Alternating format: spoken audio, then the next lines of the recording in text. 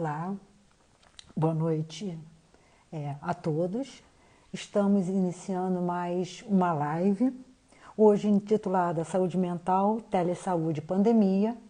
E hoje nós vamos contar com a participação da professora Caroline Dias Ferreira, que é doutoranda em saúde coletiva e é minha sobrinha. Eu só vou esperar ela solicitar para entrar, para que ela entre e a gente comece a nossa...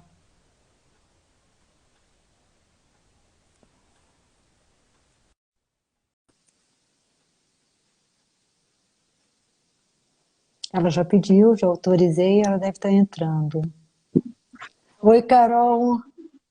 Tudo bom? Boa noite, gente. Boa noite. Tia e professora Virgínia. Isso, professora Caroline Dias Ferreira e Carol, minha sobrinha. Nós estamos aqui hoje para falar sobre saúde mental, telesaúde e pandemia. E aí nós vamos, como de hábito, nós vamos fazer um bate-bola. Mas antes de nós darmos continuidade, Carol, de nós começarmos a live, eu gostaria que você se apresentasse rapidamente para as pessoas que não te conhecem, não é? Claro. Bom, sou Caroline, sou enfermeira, tenho 12 anos aí de profissão, desses 12, os 12 atuando no SUS, há 10 anos na gestão, no nível de gestão. Sou especialista em gestão da saúde pela Escola Nacional de Saúde Pública Sérgio Arouca, da Fiocruz, mestra em telesaúde pela UERJ e atualmente estou cursando doutorado pela UFRJ em saúde coletiva na linha de pesquisa em ciência de dados. Né? Ok, não. A responsabilidade. Bem, vamos nós. Uma das coisas que muito me impressiona é que se tem falado do impacto da pandemia na saúde mental das pessoas, né? Então, o tempo inteiro se fala sobre isso. Que vai haver um boom nas dificuldades psíquicas. Bem, mas o que é pandemia? Porque a gente fala tanto, a gente fala muita coisa que a gente não sabe o que as palavras significam. Pandemia, de acordo com a Organização Mundial de Saúde, é bom que a gente sempre que a gente define, a gente diz por onde está situando, é a disseminação mundial de uma nova doença. Bem, o termo é utilizado quando uma epidemia, um grande surto que afeta uma região, se espalha por diferentes continentes, como está acontecendo, com transmissão sustentada de pessoa para pessoa. Né? Então, na realidade, a OMS, ao definir pandemia, ela não considera nem a gravidade da doença, e ela considera tão somente a disseminação geográfica rápida. Então, é isso que... Não é isso? Exatamente. A transmissão, como você falou, acho que o principal desse conceito é a transmissão sustentada pessoa a pessoa, né, em vários continentes. Né? Eu acho que essa é a principal definição aí que a gente pode pescar desse longo conceito. Isso, porque o conceito é muito extenso, né? Mas é uma endemia que se perdeu o controle, a gente pode pensar assim, né? E alastrou. Bem, e aí, Carol, antes de eu passar a bola para você, eu gostaria de falar sobre saúde, né? Porque pandemia, para que as pessoas entendam o conceito, porque qual é o forte? A telesaúde e saúde mental. A OMS, a Organização Mundial de Saúde, ela não define saúde mental. E o que nós precisamos entender é que, segundo o meu entendimento, a Organização Mundial de Saúde define a saúde como um estado quase que inalcançável. Por quê? É um estado de completo bem-estar, isso é bom que fique claro, de completo bem-estar físico, mental e social. E não apenas a mera ausência de doença ou enfermidade. Como é que uma pessoa, para ela ter saúde, ela tem que estar num estado de completo bem-estar? Então, isso eu acho que é bastante difícil. E a saúde mental, ela está embutida dentro desse conceito de saúde. Não é isso, Carol? Isso mesmo. Essa definição da OMS ela é muito ampla, como você falou, um completo bem-estar, né? E que Aham, vai envolver aí lazer, saúde mental, condições de trabalho, condições de moradia, de acesso a esgoto, acesso ao serviço de saúde. Como você falou, é um conceito muito amplo, né? E esse aham, completo bem-estar, eu acho então que eu nunca alcancei nos meus 32 anos de idade. A gente sempre tem uma questão a ser aham, pensada, na verdade. Se num aham, momento você está bem no seu relacionamento, às vezes você vai estar bem no seu relacionamento, não vai estar bem no trabalho. E eu acho que essa questão da saúde mental realmente falta um pouco. E eu acho que esse completo bem-estar é um pouco utópico, mas eu entendo a necessidade de ser um conceito abrangente, uma vez para que as pessoas não entendam a saúde de forma tão limitada como a ausência de doença, né? Como você colocou aí, que era um conceito de saúde hospitalocêntrico muito antigo, né? O primeiro que surgiu foi esse. Então, aham. eu acho que é como uma política mesmo para ser pensada acesso à educação, a boas condições de moradia, aos serviços de saúde, mas que é difícil, um completo bem-estar. Eu acho que Aham. esse é o ponto que a gente precisa conversar aqui, né? Que realmente é quase utópico esse completo bem-estar quando eu envolvo todas as áreas da nossa vida. Aham. É, e se eu fosse ainda, Carol, caminhar pela psicanálise, ficaria mais complicado, porque Freud diz que a civilização dispõe de muito mais fontes de mal-estar do que de bem-estar. Então, o conceito de saúde ficaria bastante complicado. E ainda, a OMS, ela diz que a saúde não é um bem individual, né? A saúde é um bem coletivo. Sim, E por exatamente. tudo que você acabou de dizer. Bem, então, a saúde mental é igual a bem-estar, bem-estar psíquico, bem-estar emocional. Então, é parte integrante da saúde, não havendo saúde sem saúde mental. Bem, Exatamente. então aí é como você falou, não tem jeito, é determinada por uma série de fatores socioeconômicos, biológicos, ambientais, sociais, etc, etc. E nós vivemos numa sociedade em que a violência se perpetua, violência de gênero, raça, todas elas. Então, eu acho esse conceito de saúde mental muito complicado. Então, eu queria sair desse campo da saúde mental e falar não sobre saúde mental, mas sobre sofrimento psíquico. Eu acho que a gente fica num terreno um terreno mais complexo, mais delicado, mas menos arenoso. Porque a psiquiatria hoje, Carol, não sei se você concorda comigo, quando ela fez a passagem de psicopatologia para transtorno, tudo hoje é transtorno. Então a pessoa tem transtorno, tudo é transtorno. A pessoa não tem um comportamento socialmente aceito, é transtorno. Uma criança fala demais, é transtorno. Né? Então, vamos sair desse campo e vamos falar sobre sofrimento psíquico, que eu acho que fica mais acessível, né? E aí eu vou repetir para vocês uma coisa que a minha ex-orientadora, a professora Vera Ruth Werneck, uma vez falou: vocês que são adultos que se defendam de mim, eu não sou neutra, ou seja, eu sou psicanalista, né? Então eu tenho uma forma de ver o mundo. Quando nós falamos, Carol, em saúde mental, antes de nós avançarmos para o sofrimento psíquico, o que a telesaúde... Primeiro, eu gostaria que você definisse, por favor, telesaúde, né, para as pessoas que estão nos assistindo, e depois, se há uma relação possível entre telesaúde e saúde mental. Perfeitamente. Ok. Então, a telesaúde, um conceito amplo, é o cuidado em saúde, a assistência em saúde, a promoção, prevenção da saúde, mediada por tecnologias da informação. Que são essas tecnologias, né? Telefonia, acesso à internet, basicamente, resumidamente, Aham. seria o cuidado intermediado por essas tecnologias que estão muito acessíveis hoje, que a gente está sempre na palma da mão. Telefone, né? Acho que o smartphone é o principal exemplo disso. Né? Hoje está todo mundo muito conectado na rede social. Então, seria o cuidado, a saúde, a prevenção e promoção mediada por essas tecnologias. Uhum. Existem aí limitações a respeito, não é eu fazer uma videochamada com o médico simplesmente.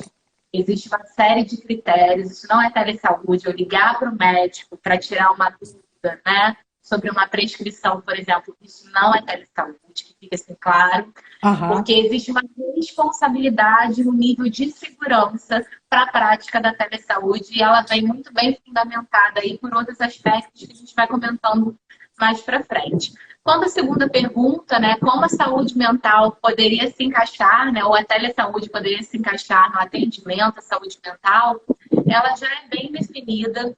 Eu atribuo assim, o Conselho de Psicologia, né?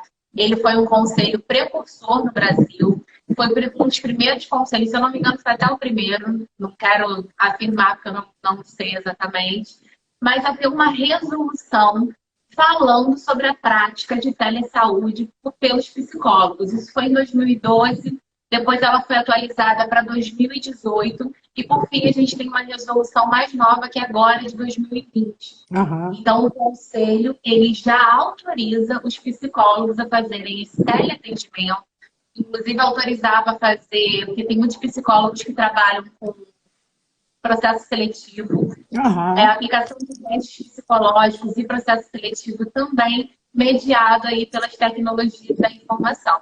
Então, assim, mais uma vez, eu acho que foi um conselho precursor nisso. Isso já é possível, hoje isso já acontece muito Aham. e é super possível, né? E eu acho que é acessível para uma grande parte da população. Aham. Entendi. Agora, então, o cuidado é o cuidado e a, como você colocou? Promoção, Promoção. prevenção, assistência direta. A Mediada, promoção, porque eu consigo. Oi? não, a promoção, porque o conceito de saúde, Promoção, prevenção, assistência, o atendimento direto ao paciente, mediado por essas tecnologias da informação. entendi. Aí você falou sobre o Conselho Regional de Psicologia, né? É, deixa eu te fazer uma pergunta. Quando eu, nessa época de pandemia, faço atendimentos online, isso é telesaúde?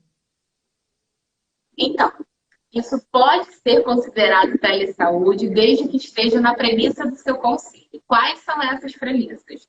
Pode ser que alguma coisa me escape, gente, porque são muitos conselhos, muitos artigos Aham, diferentes, então pode ser que alguma coisa me escape. O ideal é que para cada profissão, cada um entre no seu conselho e verifique a resolução vigente. Para os psicólogos, se eu não me engano, a principal questão para o atendimento, para o teleatendimento, né, para aham, uma teleconsulta, seria o registro no EPC. Ou seja, o psicólogo precisa procurar o seu conselho, né, uhum, profissional e registrar-se nesse sistema para dizer que está fazendo teleatendimento. E aí tem uma série de questões lá que ele precisa apresentar de documentação para que seja autorizado. Manter isso, né, intimir essa documentação, eu acho que essa é a principal questão envolvida aí no teleatendimento. Outras questões que aparecem aí de forma mais geral para as outras profissões relacionadas ao teleatendimento, ele está sendo praticamente mais novo para as outras categorias. Por exemplo, o Conselho de Medicina, antes da pandemia, ele havia aprovado uma resolução para teleconsulta, que, se eu não me engano, caiu no mesmo dia ou no dia seguinte. aham, E ficou suspenso. E aham, agora, com a pandemia, eles promoveram uma nova resolução que autoriza a teleconsulta. E aí tem diferenças entre conselhos, mas eu acho que o principal, de forma geral, de forma ampla, para todas as categorias profissionais, o que a gente precisa fazer é resguardar a privacidade, o sigilo nesse atendimento, por todas as aham, questões éticas que já são, né, atinentes aos profissionais de saúde. E aham, resguardar esse sigilo, ele fica um pouco mais difícil, por quê?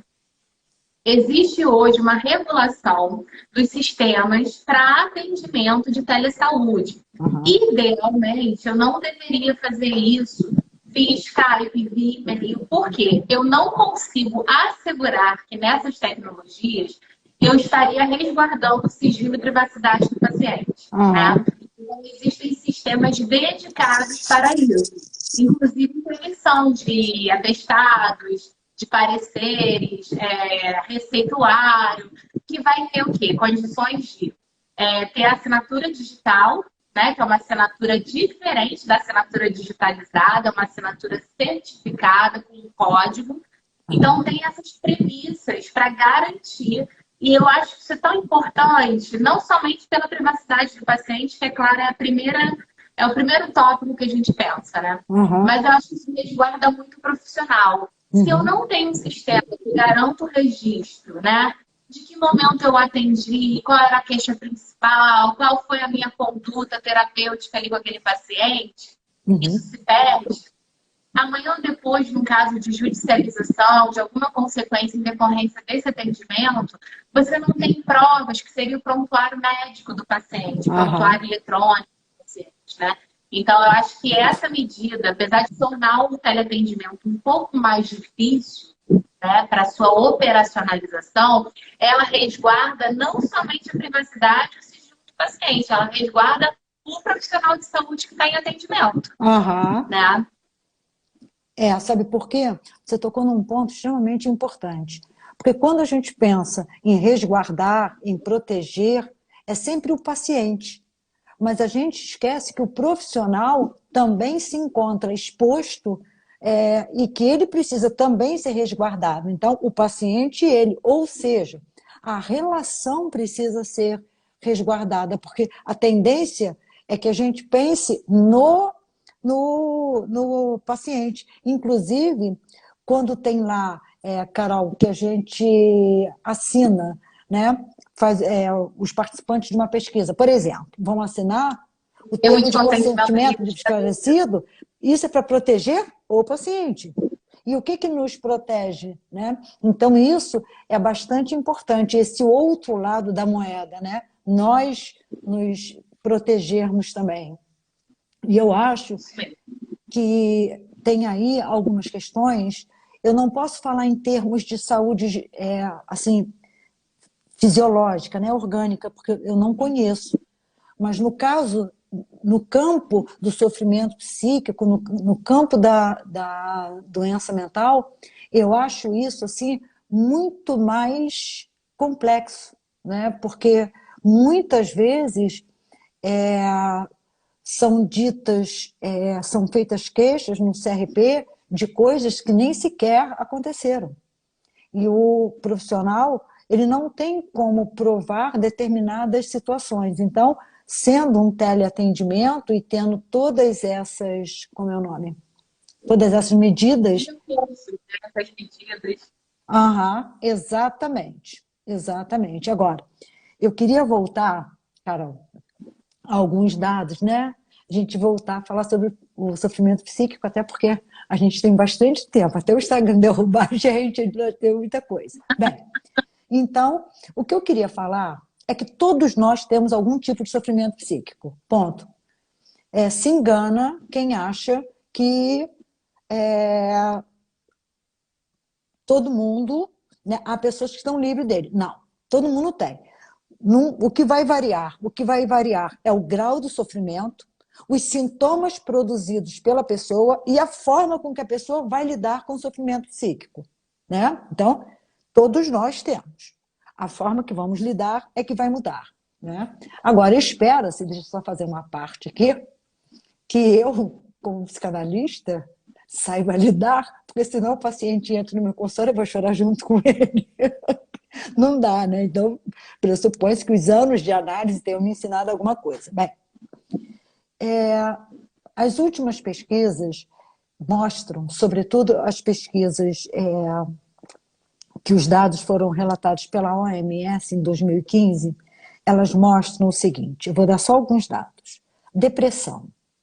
No mundo, 322 milhões de pessoas sofrem de depressão no mundo. No Brasil, 12 milhões de pessoas sofrem com depressão. Isso 2015. A pandemia agora, 2020. O Brasil ocupa o primeiro lugar no número de depressivos da América Latina e o segundo lugar da América, vindo somente atrás dos Estados Unidos. Então, por que o medo do boom? Porque o boom ele já existe. Ele só é intensificado pela pandemia. Ansiedade no mundo são 264 milhões de pessoas com transtornos de ansiedade. 264 milhões. No Brasil, 19 milhões, dados relatados pela OMS. Então, o Brasil fica no ranking, no primeiro lugar de transtorno de ansiedade. Aí eu pergunto a você, né? Segundo o seu entendimento, Carol, o que a telesaúde pode fazer para que esses números possam diminuir? Eu sei que as condições permanecem as mesmas, né? Os sistemas de referência, o consumismo, o imediatismo, a volatilidade, tá. Mas o que a telesaúde pode fazer para que a gente possa diminuir um pouco esses números? Eu acho que a telesaúde entra pela fase. É claro, assim, quando a gente trata de um país como o Brasil, que tem uma dimensão continental, que tem um índice grande de desigualdade social, obviamente, o que eu estou falando não vai se aplicar a toda a população, né? Mas aquela população que tem acesso à internet, meios de telefonia, o telesaúde pode contribuir sobre a facilidade e a aproximação, mesmo que seja virtual, do acesso ao serviço de um profissional de saúde. Então, por exemplo, eu vou te dar um exemplo que aconteceu agora e que ainda está hoje. Eu liguei para lá, inclusive, para saber se ainda estava em vigor, porque acabaria em setembro, né? O Ministério da Saúde teve uma iniciativa do TelePsi. Em conjunto lá com o Hospital das Clínicas de Porto Alegre, eles lançaram um teleatendimento psicológico e psiquiátrico, quanto necessário, para os profissionais de saúde que atendem na linha de frente ao Covid. Então, as pessoas estavam adoecendo porque quem era enfermeiro que estava na linha de frente nos hospitais de campanha ficou todos esses meses sem ver a família, né? Não entrava. Teve reportagem aí de gente dormindo no terraço, né? Um técnico de enfermagem que eu vi que não entrava em casa porque a mãe era idosa. Então, ele aproxima o cuidado e a assistência, né, a essas pessoas. Então, esse atendimento, por exemplo, hoje eu liguei para lá para confirmar se o serviço ainda estava em vigor. Para minha grata surpresa, ainda está. Foi estendido até o ano que vem. Então, quem é profissional de saúde que está hoje aqui participando da live, se quiser indicar ou se necessitar de atendimento psicológico, é só ligar para o número. Eu acho que eu vou tentar. O Rodrigo está aqui me ajudando, ele está tentando recuperar um número ali para eu poder falar para vocês. Então, tem um número que você entra em contato lá e você vai ser atendido por um psicólogo. Esse é um grande exemplo de como a telesaúde pode auxiliar essa questão do sofrimento mental. Porque eu acho que durante esse período de pandemia, quem não esteve em sofrimento mental ou quem não teve períodos de sofrimento mental. Não vou dizer de modo contínuo ou crônico, mas em determinado momento, eu acho que foi natural que em algum momento a gente se sentisse triste, ansioso, né, por não saber quando isso acaba. Então, eu acho que essa é a principal vantagem da telesaúde, aproximar o cuidado, o acesso ao profissional de saúde, principalmente para a saúde mental, para aquele que está ali. Só para terminar essa questão do TelePsi do Ministério da Saúde, das duas surpresas que eu tive hoje, a primeira foi que eles estenderam esse atendimento até o ano que vem, e eles ampliaram para professores e para profissionais de serviços essenciais. Então, o que inclui policiais, outras pessoas que trabalham com segurança, empregadores. Então, porque a gente não parou de pedir iFood, né? Em um determinado momento o iFood voltou a funcionar. Então, eles estão atendendo, fazendo esse atendimento psicológico e, quando necessário, o psicólogo avaliar que precisa de atendimento psiquiátrico, eles encaminham também para uma teleconsulta com o psiquiatra. Através de chamada e, assim, eles conseguem emitir receituário também, para caso haja necessidade de inserir, né, de começar ou continuar com uma medicação, alguma coisa, eles conseguem fazer isso. O Rodrigo, acho que eu vi aí o comentário, o Rodrigo colocando o número aí do TelePsi aí na tela, é a opção 4. Tá bom? Porque é interessante, Carol, isso que você falou, em algum momento as pessoas entraram em desconforto psíquico, segundo o meu entendimento, por quê? Porque as pessoas estavam acostumadas a uma liberdade de ir e vir, né, aspas, vai trabalhar, volta, mas elas não estavam acostumadas à liberdade psíquica. Então, o que essa pandemia trouxe foi o oposto. Elas perderam a liberdade de ir e vir e tiveram que lidar com a inabilidade da liberdade psíquica, ou seja, elas tiveram tempo para pensar nas suas vidas, nas suas mazelas, né, nelas. E isso fez com que elas entrassem em contato com algumas memórias, algumas lembranças, alguns conteúdos dos quais elas correram todo esse tempo, né? Trabalhando muito, chegando em casa, desmaiando, né? Tá com sono, que aí desmaia. Então, como lidar com isso? Isso é muito complicado. E isso que você falou agora, duas coisas, né? Essa questão do governo é muito importante, porque os profissionais de ponta, eles precisam ser protegidos, né? Não tem jeito. E a outra coisa que eu achei assim, muito legal é que a faculdade, hoje Unifase, nos tornamos centro universitário, né? Ela montou uma equipe de monitoramento para a Covid-19. E eu sou a única profissional da área de saúde mental, né? São vários médicos, vários enfermeiros. Muito legal para fazer esse monitoramento. Então, todos os funcionários que estão precisando, e a qualquer cenário, não importa se é na faculdade, se é no Hospital Cides Carneiro, numa unidade de saúde da família da faculdade, não importa, ambulatório escola, eles são monitorados. Então, eles têm, na realidade, esse amparo, né, para que eles não se sintam sozinhos. Eu achei isso muito, muito, muito legal. Bem, aí a outra coisa que eu gostei, não é? Posso só fazer uma Pode, consideração a respeito disso lógico. que você falou? Uhum. Isso a gente pode considerar um telemonitoramento. Não é exatamente a consulta, né? Mas é você ligar ativamente atrás do paciente para saber, atrás do profissional de saúde, enfim, do seu público, para saber como ele está. O Ministério da Saúde também fez isso. Quem teve um diagnóstico confirmado de Covid, com certeza, todos os dias recebeu uma ligação do Ministério da Saúde, do 36, falando como você está, ainda apresenta sintomas ou não, porque o Ministério da Saúde ligava. Isso a gente chama na telesaúde de telemonitoramento, que é conseguir acompanhar o paciente, né, para saber a evolução do quadro dele. E acho que se enquadra nessa iniciativa aí do Centro Universitário. Achei muito bacana essa iniciativa. Muito legal, porque agora nós nos tornamos centro universitários, né? Então, por enquanto Unifase FMP, mas o objetivo é trazer a FMP para dentro da Unifase. Mas é muito legal mesmo, né? Tudo o que está se fazendo lá na faculdade, eu acho assim, muito interessante. Bem, aí, Carol, eu gostaria que nós passássemos para uma outra questão que eu acho que a telesaúde, eu penso, pode ajudar muito. Segundo a OPAS, Organização Pan-Americana de Saúde, né, na folha informativa atualizada em agosto de 2018, faz 2 anos, né, cerca de 800 mil pessoas morrem por suicídio todos os anos no mundo. Né? No Brasil, em 2016, a OMS contabilizou 6,1 suicídios a cada 100 mil habitantes.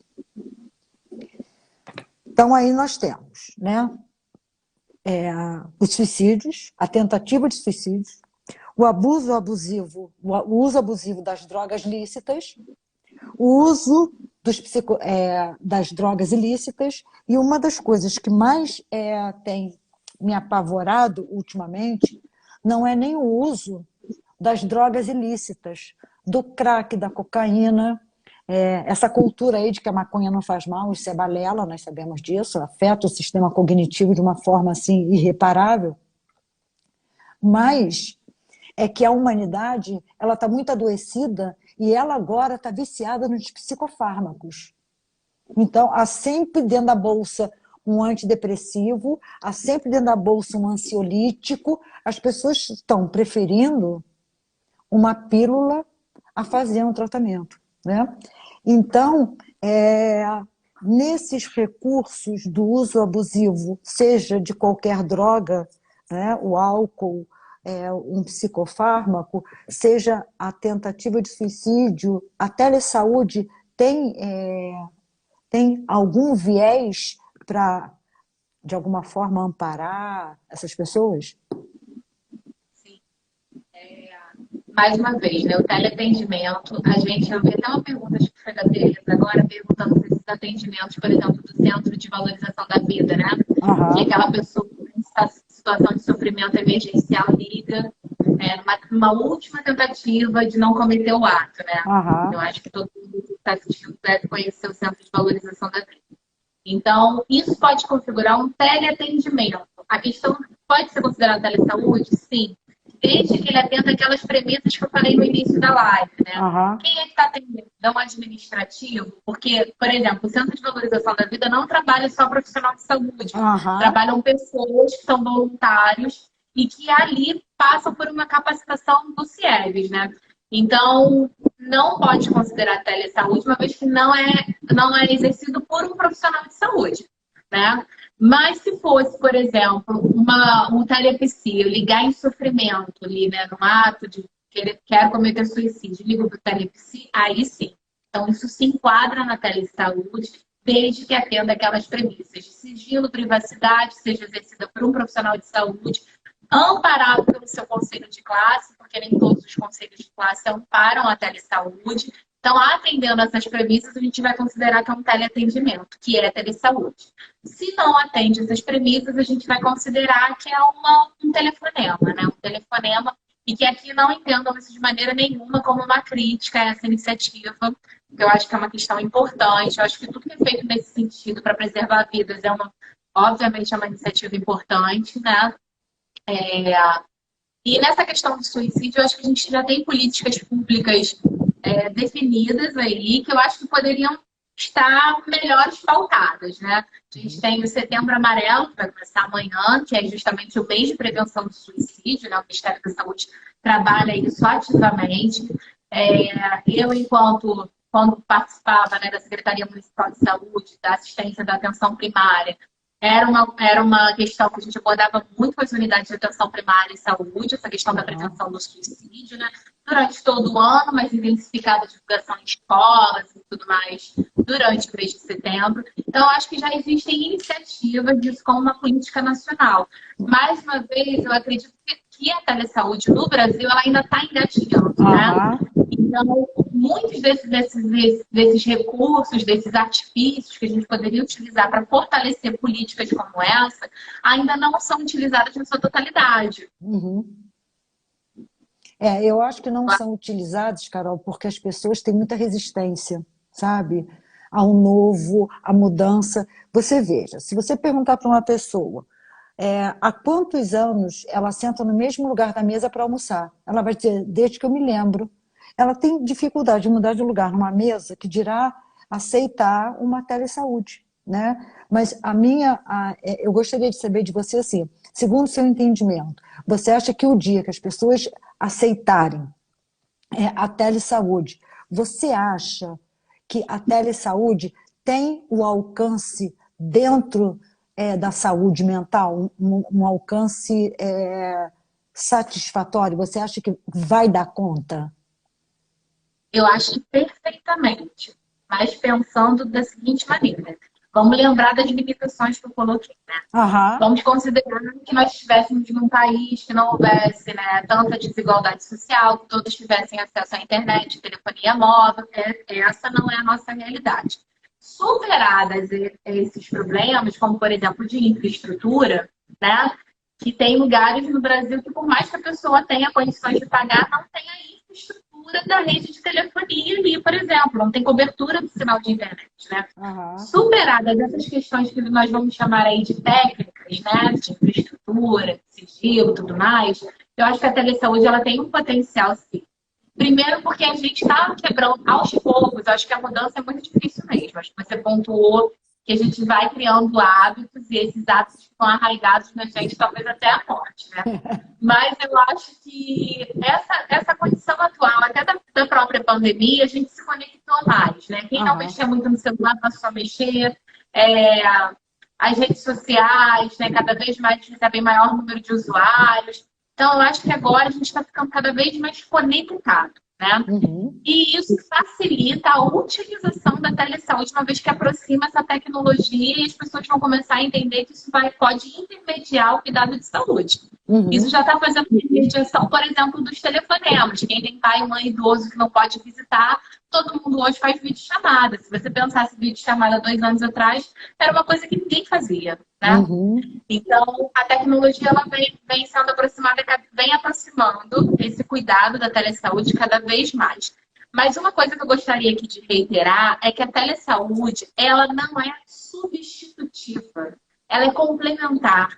Eu não vou acabar com um atendimento psicológico, psicoterápico, né, para o paciente, só para fazer telesaúde, só para fazer teleatendimento. Vai ter um determinado momento que eu vou ver que há necessidade de estar presencialmente, porque, como curiosa, e se eu estiver errada, por favor, me corrija, né? O corpo fala. Então, vai ter um momento que eu preciso estar vendo aquele paciente presencialmente, né? Para o teleatendimento médico e de enfermagem, por exemplo, eu preciso examinar, faz parte da consulta a anamnese e o exame físico, né?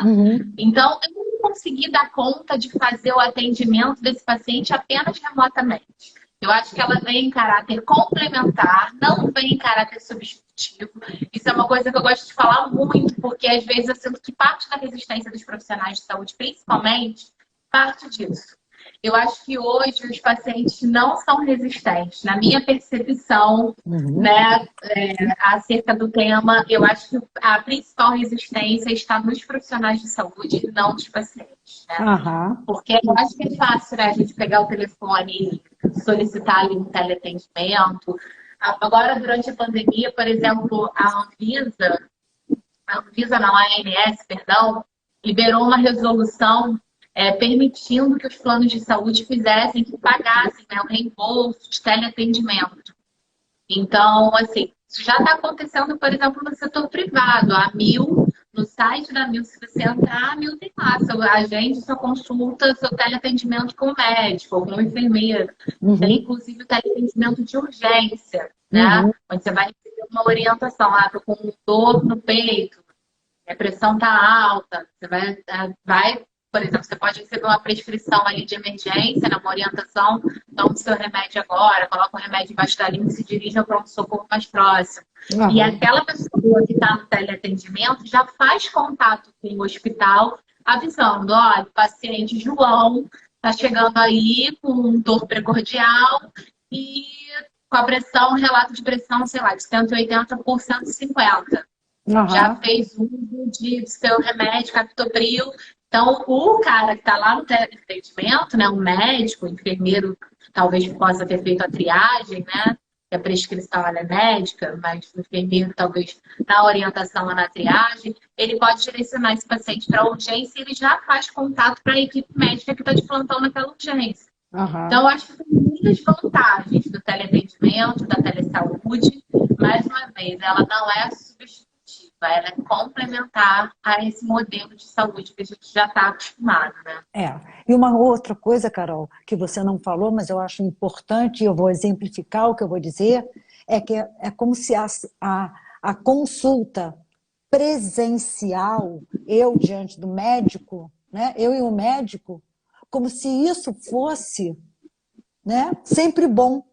Eu fui a um médico aqui em Petrópolis, ele olhou para mim, ele mandou eu entrar, eu entrei, aí ele me fez um monte de perguntas, problema de vista, eu falei, não, senhor. Idade, eu falei, 40 anos. Eu falei um monte de coisas que não condiziam comigo. Ele falou, muito obrigado, até a próxima. Eu fui a um outro, isso é verdade. Eu fui a um outro médico aqui em Petrópolis, que eu estava com pressão convergente, né? Minha pressão ficava assim, 8/6. Aí ele falou que isso era próprio de mulher magra. Ele nem sequer olhou para minha cara. O que eu estou querendo dizer É que nós temos a necessidade, muitas vezes, de estar com o outro fisicamente. Nós agora estamos em espaços diferentes, dividindo o mesmo tempo, né? Quer dizer, então, o que importa é a qualidade desse tempo que está sendo dividido. É isso que importa. Isso eu digo para os meus alunos, porque eu tenho dado aula pelo Zoom, né? Professora, porque presencial... Eu falei, presencial vocês faltam, presencial vocês chegam atrasados, saem mais cedo. Pelo Zoom, todo mundo participa mais. Nós estamos aqui dividindo o mesmo tempo, espaços diferentes. Então, eu entendi que a telesaúde não veio para substituir. Eu entendi perfeitamente. Mas eu acho que em determinadas situações, Carol, eu acho que assim, é o grande achado do século, eu pelo menos penso. É um ponto de virada na história da humanidade. A gente não tem como pensar de forma diferente. A história da humanidade tem alguns pontos de virada. E eu acho que a telesaúde é um desses pontos de virada e que a pandemia, eu acho que vai facilitar a aceitação da telesaúde, né? Ela não só facilitou, como ela acelerou. Né? Aham. A gente vê esse número, por exemplo, eu acho que um exemplo maior disso foi hoje, porque havia uma. Foi pactuado que o telepsi, por exemplo, ia durar até setembro. E hoje, quando eu liguei para confirmar, porque eu imaginei que deveria ter prorrogado, sei lá, 1 mês, 2 meses, foi o que eu imaginei na hora que eu liguei. Aham. Na verdade, está prorrogado até o ano que vem. E talvez isso fique até algum tempo. Então, eu acho que isso acelerou porque as pessoas estão utilizando o teleatendimento, né? A saúde suplementar, ela já implantou de maneira rápida, inclusive, isso. Aham. Então, eu acho, como você falou, um ponto de virada na humanidade, né? Aham. Porque você está com acesso na palma da sua mão, né? É muito Aham. rápido, é muito fácil, né? É. Considerando aí o acesso à tecnologia. E é isso, ela aproxima distâncias. Como você falou, você está em Petrópolis, eu estou no Rio de Janeiro. E a gente não Aham. precisou se deslocar para fazer esse encontro, né? E Aham. outras pessoas que estão participando, que estão em vários lugares diferentes, estão aqui presentes, virtualmente com a gente. Então, Aham. ela faz isso mesmo, ela aproxima as pessoas. Ao mesmo tempo que eu sou uma apaixonada por tecnologia, né? Aham. Mas eu ainda não estou no sense com tecnologia. Por exemplo, quando você falou no início, que eu achei tão interessante você falando assim, né? Os transtornos psíquicos aumentaram, né? Os transtornos não, o sofrimento psíquico aumentou durante a pandemia, porque a Aham. gente precisou fazer um mergulho interno. Aham. E eu acho que é isso. Eu acho que ao mesmo tempo que a tecnologia nos aproximou, no nosso dia a dia, ela tem nos distraído muito. Né? Eu não estou Aham. falando de telesaúde, estou falando mesmo da rede social, do tempo todo a gente está no WhatsApp, conversando com as pessoas, recebendo um vídeo engraçado, um meme, né? E compartilhando aquilo loucamente. Então, eu acho que ao mesmo tempo, quando isso diminui, né? E que eu preciso fazer esse mergulho interno, né? Algumas pessoas aumentaram o consumo. Aliás, a grande maioria aumentou o consumo de internet, né, durante a pandemia. Mas quando eu preciso fazer esse mergulho interno, que eu não estou mais absorta, né, nos meus problemas do trabalho, que eu não estou mais na escola, esse mergulho interno ele vai trazer muita coisa aí à tona, né? Então, Aham. assim, eu sou defensora da tecnologia, sou uma apaixonada por tecnologia. Acho que ela salva vidas, vou contar um exemplo sobre isso.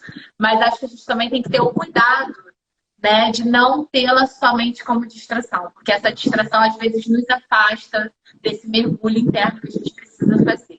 Um exemplo que ela salva vidas, por exemplo, foi em janeiro desse ano, acho que está lá no Tech Tudo, portal que é dentro da Globo, uma subseção do Globo.com, aquele Apple Watch, aquele relógio inteligente que é conectado no telefone, ele faz ali uma telemonitorização o dia inteiro, né? Então ele tem ali quanto tempo você ficou ativo, quanto tempo você ficou em pé, quantos passos você andou, quantos metros você andou, e a sua frequência cardíaca junto, né?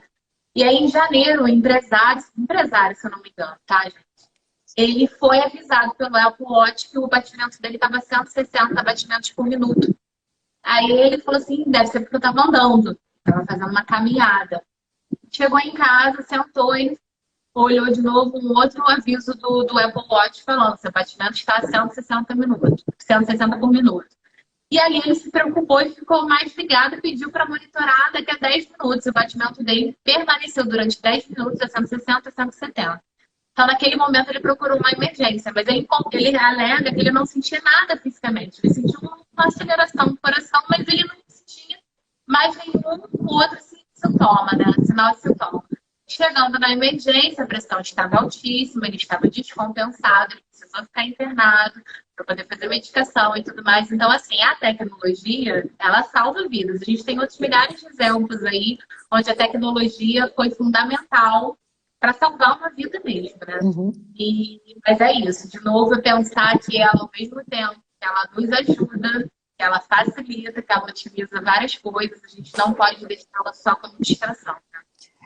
E o que acontece também, cara, é o seguinte, na filosofia, a gente costuma dizer que os extremos são prejudiciais, os extremos são maléficos. Então, nem a falta, nem o excesso. E a outra coisa também, que, por exemplo, você tem uma faca, né?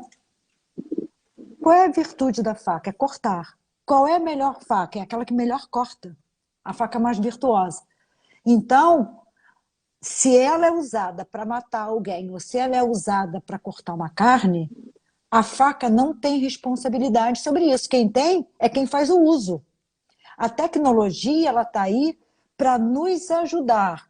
Maléfico e prejudicial não é a tecnologia, é o uso que nós fazemos da tecnologia. Quando você estava falando, que eu achei bastante interessante, que a gente estava usando a tecnologia para ocupar nosso tempo durante a pandemia, para poder nos divertir, só que agora ela não dá mais conta. A pessoa entra no Zap, que aí ela entra no Instagram, que aí ela não dá mais conta, sabe por quê? Porque o movimento físico para o aparato psíquico ele faz diferença. Então, explicar isso de uma outra forma, quando você vai à rua, não existe nada de melhor do que rua. Quando uma pessoa não está bem, quando uma pessoa está entrando em depressão, por quê? Porque a rua afasta a pessoa dela mesma. É um carro que buzina, é alguém que grita, é uma vitrine. Então a rua não permite que você fique em contato com você. Agora, você dentro de casa, os estímulos reduzem muito, muito. Na medida em que os estímulos reduzem muito, leia-se os estímulos externos, quais são os estímulos que mais você vai captar? Os estímulos internos. E aí, o que eu faço com esses estímulos, né? Eu não sei como fazer, e aí é como se eles nem fossem meus, mas são. Então, as pessoas adoecem, obviamente, né? Agora, eu queria que você assim, entendesse que a pandemia não foi a causa, a pandemia foi a condição. A causa já existe, que é o mal-estar que habita nela. Mas, como houve a pandemia, né? Aí a pandemia foi a condição para que isso acontecesse. Agora, eu acho que essa relação da tecnologia, Carol, eu tiro por mim mesma. Eu sempre fui uma pessoa, e você sabe disso, a gente pode assumir aqui que eu não tenho o menor constrangimento. Gente, eu não sabia fazer nada na internet, nada, nada. Aí quando eu fui fazer Eu estava live, fazendo live a todas as segundas. aí eu falei, eu tenho que fazer alguma coisa, porque eu acredito que isso que nós estamos fazendo aqui, eu pelo menos penso, é contribuir de alguma forma para que as pessoas parem e pensem na existência delas, para que elas pensem na função da tecnologia, para que elas pensem na telesaúde, para que elas estejam mais abertas às mudanças que fazem bem a elas. A gente também tem que saber que não é toda mudança que faz bem a gente, né? A gente tem que saber quais são as mudanças que fazem bem a gente. Não dá para a gente sair por aí fazendo tudo quanto é mudança. Então, eu acho que a pandemia, isso é o que eu penso, por um lado, eu acho que ela trouxe, ela não trouxe sofrimento psíquico, ela te colocou de frente para um sofrimento psíquico que já habitava em você e que você fazia uma força muito grande para esconder. Então, se isso tem um lado ruim, isso tem um lado bom. Olha, se cuida, busca uma análise, busca um tratamento, porque você merece. Perfeito, eu acho que é isso mesmo. É, a gente para de receber o estímulo, né? E como você bem falou, uma hora esse estímulo tecnológico da palma da mão, você vai cansar, porque você se acostuma a ele, né? Aham, E uma vez que, assim, eu não parei de trabalhar durante a pandemia, porque eu sou profissional de saúde, então eu permaneci trabalhando, né? Mas eu imagino que para quem não permaneceu trabalhando, precisou se afastar das atividades laborais, isso foi um confronto direto mesmo com o seu íntimo, né? É como você aham, colocou, você colocou de frente para os seus problemas. E aí é aham, pensar que eu não preciso esperar isso acabar. Eu posso procurar um recurso de atendimento, mesmo que seja remoto, né? E aham. aí a gente já colocou aqui todas as várias as possibilidades que a gente já conversou aqui durante a live, né? Esse É. atendimento remoto. E eu queria, Carol, deixar claro, como profissional da área de saúde, que assim como todo e qualquer problema físico, fisiológico, o problema psíquico, ele não diminui sozinho, por si só. Uma vez eu fui dar uma palestra, olha a minha situação, com uma médica que é especialista, Marilda, acho que é Marilda, ela é especialista em câncer de mama. E isso para mim ficou registrado. Ela falou assim, a mulher está tomando banho, ela faz o autoexame e sente um nódulo pequeno. Ela acha que não tocando mais ele vai desaparecer. Aí 3 meses depois, quando ela vai ver, o que era um nódulo pequeno já está bem maior. E o sintoma psíquico, eu digo que ele é covarde porque ele vai trabalhando, né? Ele vai trabalhando. E o que é mais grave é que existe um preconceito quanto aí é psicólogo e é psiquiatra. Então, tanto a pessoa quanto a família costuma sempre tentar dar uma justificativa. Não, tá assim porque brigou com o namorado, tá assim porque se aborreceu no trabalho, tá assim porque... E aí o sintoma, ele vai Vai crescendo, crescendo. ele vai crescendo. Então, é, eu acho que essa pandemia veio mostrar o quanto a humanidade está em sofrimento psíquico e o quanto, né, a tecnologia bem usada, ela está a nosso favor. Basta que a gente saiba como usar. Eu não sei se você conhece, Carol, tem um livro de um filósofo que eu gosto muito, chamado Hans Jonas. Hans Jonas, né? Princípio Responsabilidade. Uma princípio responsabilidade, o nome do livro, uma ética para o tempo tecnológico. Por quê? O que que ele diz, né? Aspas, nem tudo que é cientificamente possível é eticamente aceitável. Então, Perfeito. que o homem, ele muitas vezes ele abusa da tecnologia e se perde dos preceitos éticos. Agora, que a tecnologia está a nosso favor, está, não é, Carol? Fala a verdade, né? Com certeza. Eu acho que você sintetizou bem agora, né? Eu acho que é isso, é saber fazer o bom uso, é olhar para si nesse momento que todos nós precisamos olhar, é não deixar isso de lado e aproveitar que vivemos numa era, né, onde muitas pessoas têm acesso, não vou dizer que todas, porque a gente sabe que existem, né, outras condições de vida, mas muitas pessoas têm condição de estar com isso, com a tecnologia na palma da mão. Então, utilize ela a seu favor, né? Não Aham, pesquise só no Google, né? Procure um atendimento profissional de saúde por meio da aham, telesaúde, onde vai ser assegurado tudo aquilo que a gente conversou, seu sigilo, privacidade, vai resguardar os seus dados médicos, que hoje isso é muito importante, né? Vai resguardar a sua saúde também, porque imagina que sofrimento, né, psíquico você não ia enfrentar se você tivesse um diagnóstico exposto, né? Então, aham. ou se você tardar a ter um diagnóstico. Então, procure um atendimento, procure ajuda profissional de saúde. Hoje há maneiras, né, de Uhum. fazer isso remotamente. Então é isso, é utilizar a tecnologia ao nosso favor. Não só como... Exatamente. É. Carol, nosso tempo está terminando. Mas eu gostaria de falar aqui algumas coisas, né?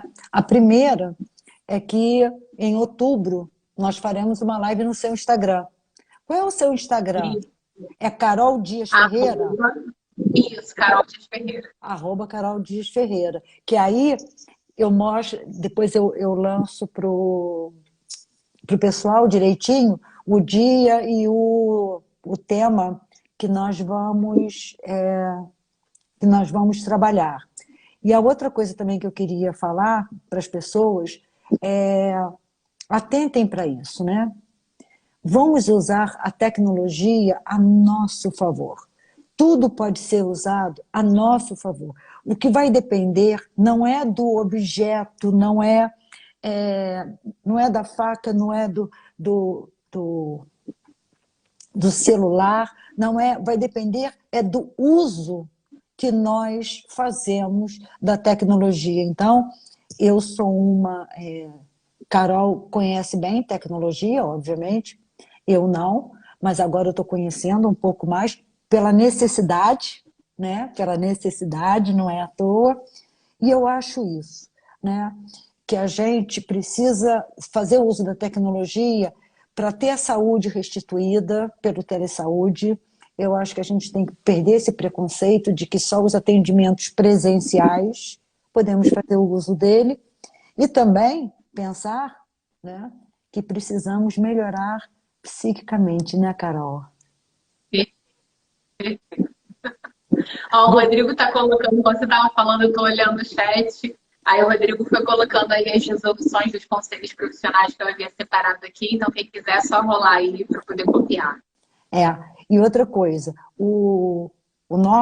a nossa live fica no meu Instagram, fica no meu canal do YouTube e fica no meu site, tá? Agora, eu vou ver se eu consigo passar para você também poder disponibilizar no seu Instagram, que aí as pessoas podem ver, né? E outra coisa, Carol, temos 3 minutos. 3 minutos.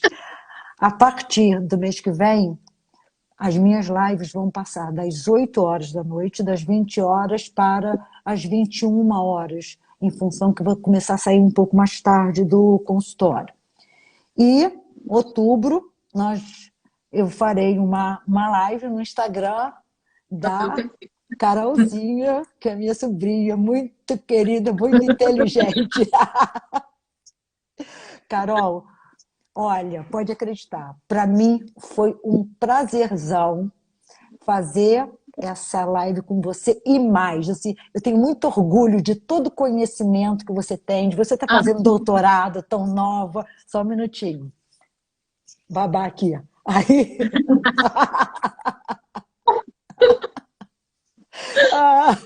mas é verdade. O momento constrangedor de família. Como é que é? Momento o quê? O momento constrangedor de família, tia da Bona. E eu sou mesmo, todo mundo sabe lá na faculdade que eu sou, né? Queria te agradecer, eu achei que foi muito legal, que nós fizemos assim, uma live muito boa e cumprimos, Carol, a nossa função, que não é só de ajudar as pessoas com as nossas especificidades, mas também falando para elas, né? Perfeitamente. Olha, eu gostei muito de participar. Obrigada pelo convite. Professora Virginia, minha tia amada, que também foi muita inspiração, né? Sempre admirei muito você sabe disso, né? Sempre foi uma tia que me inspirou muito, me inspirou aos estudos, inclusive, também, vários estudos. Então, assim, muito obrigada, eu adorei participar. Quero dar um recado final. Além de me seguirem no Instagram, por favor, sigam a Analítica. Tá aqui atrás, ó, fazendo propaganda, @analítica_, no final do nome. A gente lançou 2 cursos agora em setembro, 2 cursos incríveis, um de Excel para construção de base de dados e um de revisão sistemática de estudos observacionais. A gente tem uma plataforma muito completa de ensino. Então, a gente faz aqui a teleeducação, né? Então, as aulas são todas online, ao vivo. Para esses 2 cursos, as aulas são online, ao vivo. Então, eu convido vocês a conhecerem o perfil da Analítica e o meu perfil e os nossos cursos que vão ser ministrados agora em setembro, tá bom? Beijo enorme, muito obrigada a todos que ficaram aqui assistindo a gente. Tia, um beijo, amada. Minha filha, muito obrigada, é uma honra, eu também te amo muito e acredito, eu tenho muita admiração por você, muita, mas muita mesmo, ó. Aqui, ó. Eu babo. E aí, É muito. nós vamos ver a nossa live no seu Instagram para outubro, ok? Ok, um beijo. Beijo. Tchau, gente. Muitíssimo obrigado Tchau. pela